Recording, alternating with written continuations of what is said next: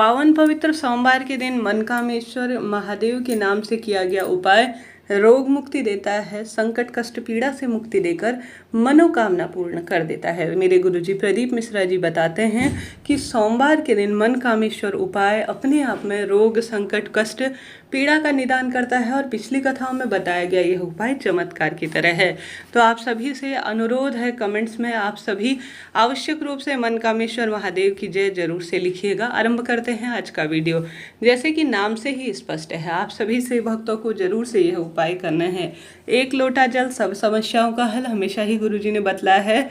तो अपने घर के मटके से वही जल का लोटा आपको लेना है और साथ ही गोल बत्ती का घी का दीपक लेना है। सुबह से लेकर देर रात्रि तक, भले ही सोमवार का व्रत, पशुपति व्रत या कोई अन्य नियम आप लेते हैं, उसके साथ साथ भी इस उपाय को आप कर सकते हैं। आप सभी को अपने घर के मंदिर में या महादेव के मंदिर में जाकर, जैसे कि सोमवार का रंग सफ़ेद माना जाता है, एक सफ़ेद फूल ले लेना है और मात्र एक बेलपत्र लेनी है। बस यही 2 चीज़ें हैं जो मनकामेश्वर महादेव के उपाय में प्रमुख हैं। साथ के साथ आप सभी को पूर्ण रूप से जो है आपके घर परिवार में चंदन तो होगा ही, चाहे तो लाल चंदन ले चाहे तो पीला चंदन ले। गुरुजी कहते हैं बेलपत्र की 3 पत्तियों में आपको चंदन लगा लेना है। चंदन जो है महादेव को सुख प्रदान करता है और बेलपत्र मेरे महादेव सबसे अधिक पसंद करते हैं, सबसे अधिक उन्हें प्रिय है। सफ़ेद रंग सोमवार से संबंध रखता है, चंद्रमा से संबंध रखता है और मेरे महादेव को सफ़ेद फूल या सफ़ेद वस्तु अत्यधिक प्रिय है। तो वही सफ़ेद फूल लेना है और मात्र एक बेलपत्र लेनी है। बेलपत्र नहीं मिलती है तो शिव पर चढ़ी हुई बेलपत्र ले सकते हैं। बेलपत्र में आप सभी चंदन का प्रयोग करें, ठीक है। पूर्ण रूप से चंदन आपने लगा दिया। चंदन लगाते हुए अनामिका उंगली का प्रयोग करें तो अब शुभ रहेगा। साथ ही आप सभी को मनकामेश्वर महादेव का भी ध्यान करना है। महादेव के मंदिर में जा रहे हैं या घर के मंदिर में, पूर्व या उत्तर दिशा की ओर आपका पूजा करते हुए मुख होना चाहिए।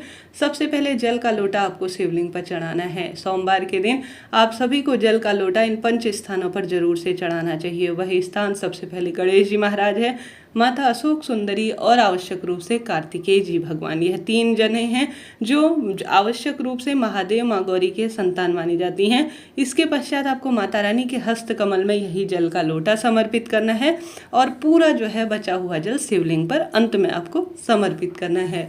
तो आपको इस तरह से जल समर्पित करना है, मनकामेश्वर महादेव का स्मरण करना है।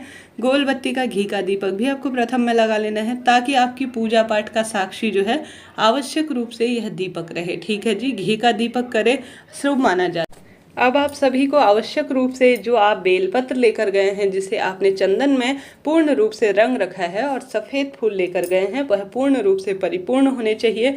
इस बात का ध्यान रखते हुए आपको मनकामेश्वर महादेव का नाम लेते हुए आप सभी को आवश्यक रूप से इन 5 स्थानों पर स्पर्श करा देना है। जैसे आपने जल चढ़ाया, उन्हीं स्थानों पर मनकामेश्वर महादेव का नाम लेकर सबसे पहले गणेश जी के स्थान पर एक बेलपत्र और एक सफ़ेद फूल स्पर्श कराना है। माता अशोक सुंदरी के स्थान पर स्पर्श कराना है और साथ ही जो है आप सभी को कार्तिकेय जी भगवान के स्थान पर भी स्पर्श कराने के बाद माता रानी का हस्त कमल है उस स्थान पर स्पर्श कराने के बाद शिवलिंग पर अपनी मनोकामना कहते हुए मनकामेश्वर महादेव का स्मरण करते हुए आपको चढ़ा देना है, ठीक है जी। उपाय इतना सरल है जिसे चलते फिरते आप आसानी से कर पाते हैं।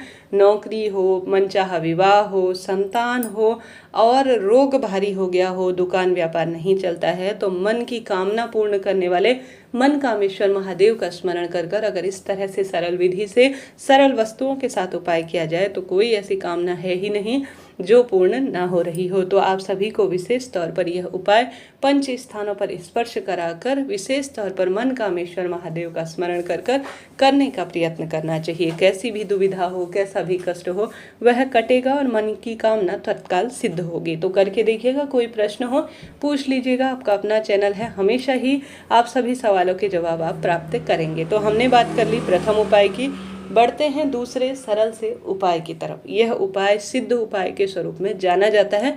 सोमवार के दिन इस उपाय को जो कर लेता है ना, उसके भाग्य की रेखाओं को प्रबल होने से कोई नहीं रोक सकता। तो प्रथम वाला उपाय करें, चाहे तो यह जो दीपक का बताने जा रही हूँ वह उपाय करें। तीसरा ओम जल बिंदु वाला उपाय जो कि चमत्कार है उसे बताने का प्रयत्न करूंगी। दूसरा उपाय सुनिएगा, तुमरुका जी का नाम लेते हुए आप सभी को जो है एक घी का दीपक लगा देना है।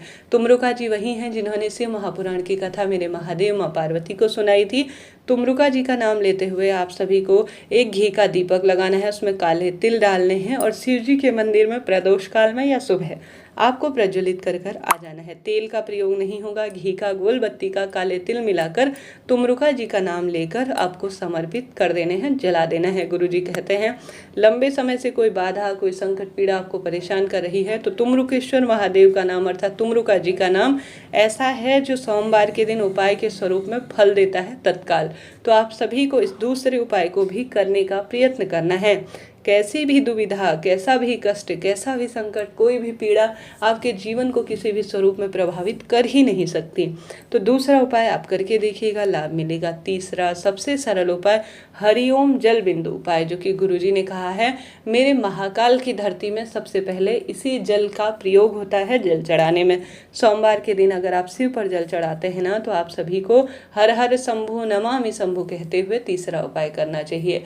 जल का लोटा अपने घर से लेकर जाए, चाहे तो शिव मंदिर में चढ़ाएं, उसके बाद गोल बत्ती का घी का दीपक या घर के मंदिर में करें, इच्छा आपकी है, लगा लेना है आप सभी को ओम जल बिंदु का उच्चारण अर्थात उपाय ओम का उच्चारण करते हुए करना है। आपको जल की धार टूटने ना पाए, इस बात का ध्यान रखना है।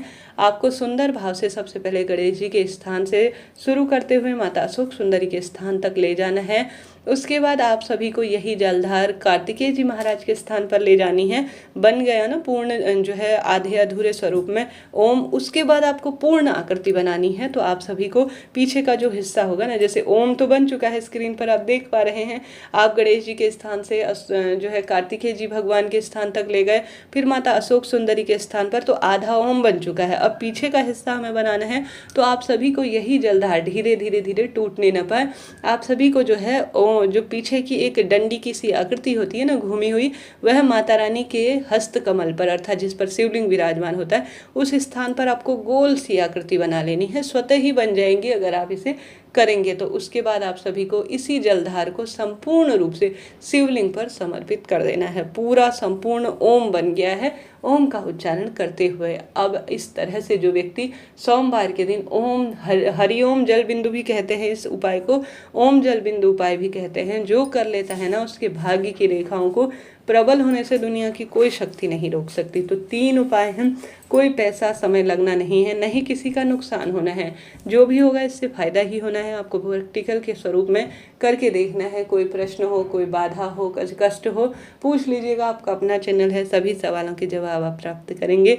उपाय को करने में किसी भी स्वरूप में कोई गलती ना करें, किसी न किसी तरह से विश्वास से करें। आप देखेंगे कि आपके कष्ट सभी तरह से दूर हो रहे हैं। दुविधा, पीड़ा और तकलीफ जो हर स्वरूप में आपको खाई जा रही है उसका निदान हो रहा है। विश्वास से करें, जहाँ विश्वास है वहाँ मेरे महादेव हैं। 4 पहर शिव का जलाभिषेक किया जा सकता है, कोई दिक्कत की बात नहीं।